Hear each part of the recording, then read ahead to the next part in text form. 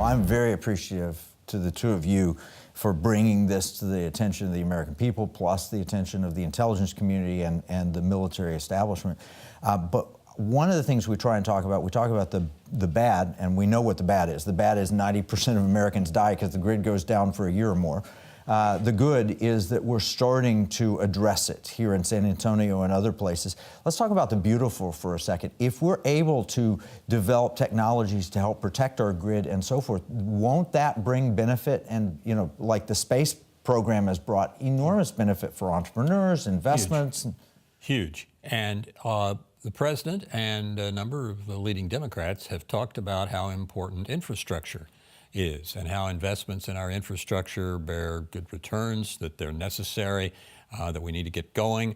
Well, if we pass up the opportunity while modernizing our infrastructure, at the same time to make it resilient against EMP and other electromagnetic threats, solar events, whatever, if we pass up that opportunity, and shame on us, but we've got a chance here to, in a sense, kill two birds with one stone.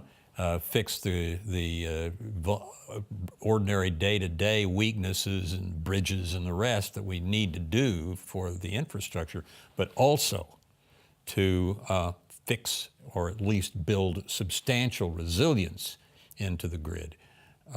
If you have, let me give you one example. If you have a natural gas-powered grid and about 60% of the power is natural gas, but you're in a sunny area and things work right, and on an average day, about 40% of your power is going to come from solar. That's not a far off kind of analogy.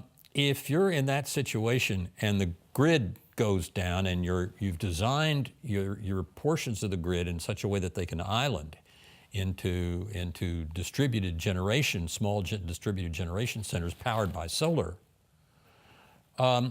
having the difference between having 40% of the electricity that you need and having none is the difference between an extraordinarily difficult situation and the end of civilization. Could be life and death, yeah. And so if you can design the grid and modify it in a way that parts of it can keep going, to start up the other parts, to keep the hospital emergency room going, even if you can't keep the long-term care part going, et cetera, et cetera. Right. If you can keep something going that you need, and even if it's only 30, 40% of your electricity, you're still around and you're still fighting if you can hold on to that. And not only that, if our adversaries understand that we have that capability, they may be a lot less interested in attacking the grid.